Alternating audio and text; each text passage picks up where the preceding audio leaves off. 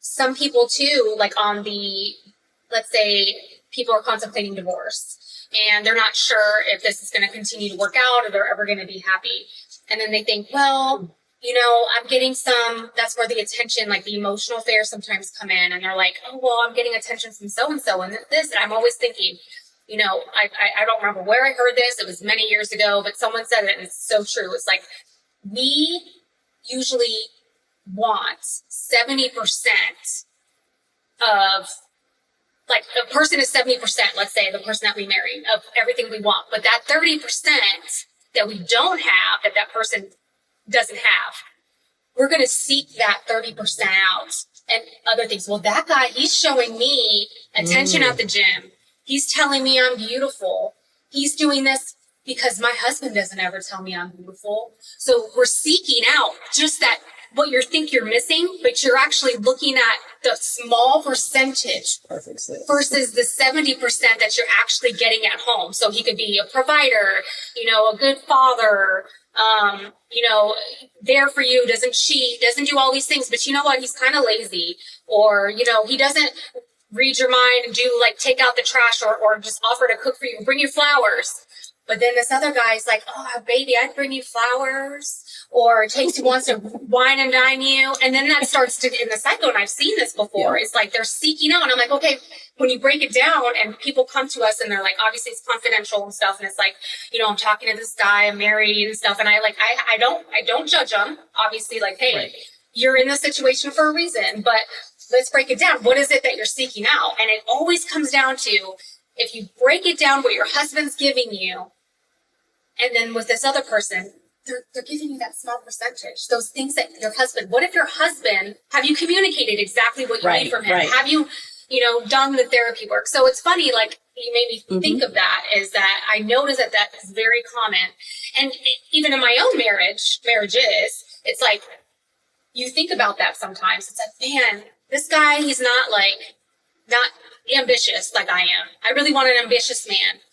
And then, you know, oh, but damn, like, he's actually a really good husband. He's a good father. He's a good provider. He's good at all this. It's like, am I seeking out just that one little thing that my husband doesn't have? So you have to think, like, not every partner is going to have 100% of everything that you want. It's just not going to happen. You're not even 100% of everything they want. You're not, exactly. And that's the thing. I was just waiting for the opening. Waiting for the opening. Right, it's so true, because we want so much from our partners, and we're not willing to give the same thing.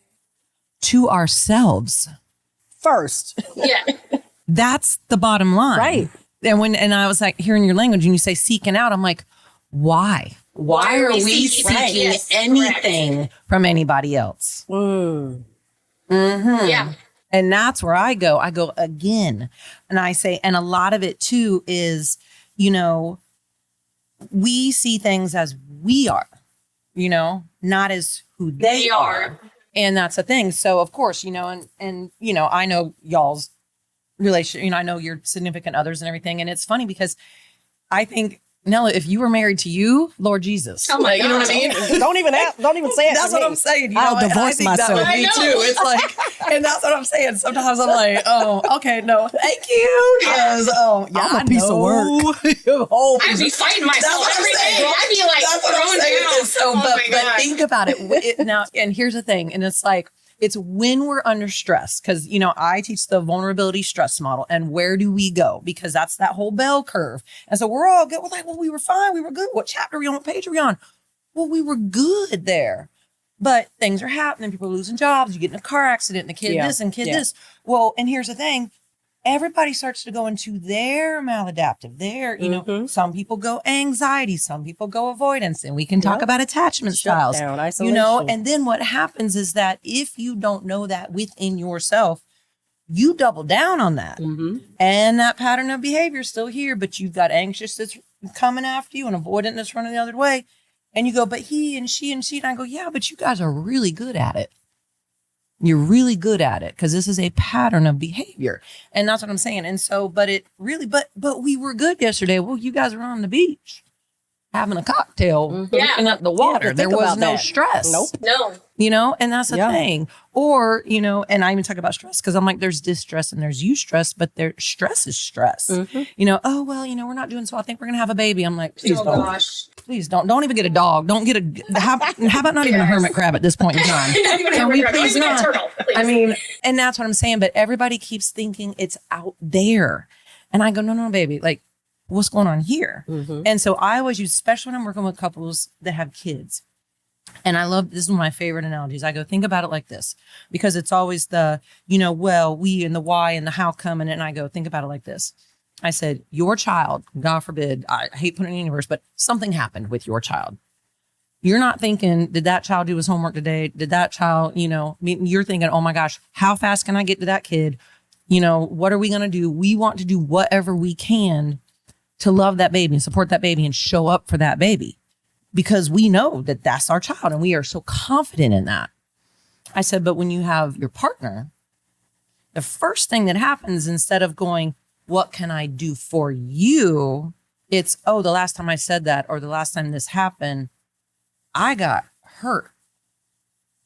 So I don't want to be hurt again. So I'm not gonna, my confident and, you know, and so we start to back off. And I wanted to bring my picture in because y'all know the picture I have in my office, you know, with the two partners looking away and the inner child.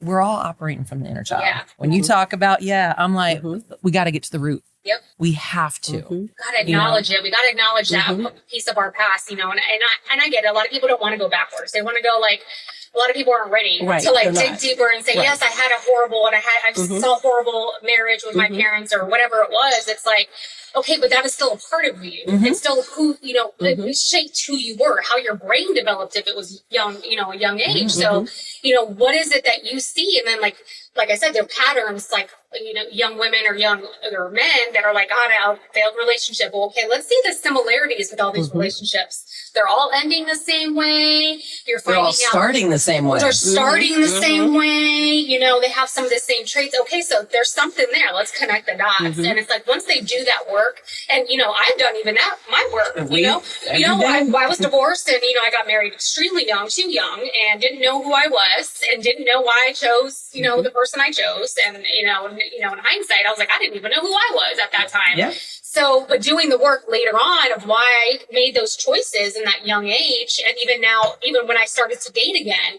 why I was picking, you know, before I met my husband, but why I was picking the same type of man, the same patterns, and the same type of like, you know, why am I doing this? And I didn't understand it. And I think that's why I love relationship work now, is because I also get it from a personal perspective of not knowing and picking the wrong person and seeing patterns or not even knowing that I'm having a pattern here. Right. So yeah. And then also made me think about too, like the trauma bond. Is it a healthy bond or is it a trauma bond? Sometimes it is a trauma bond, because sometimes people choose partners based on what they think they need. You know, like maybe they didn't, maybe their fathers, you know, especially women, maybe their fathers weren't there for them, and they're trying to meet a need that was never met, but they're trying to meet that need in their partner. So sometimes it is trauma bonding. I have clients who are, you know, who have gone through that and who have said, well, you know, I just chose, I was ready to get out of my parents' house, or I was ready, you know, to have a partner for my children, you know? So a lot of times we don't really think about what we need. We just, you know, we do it from trauma bonded eyes.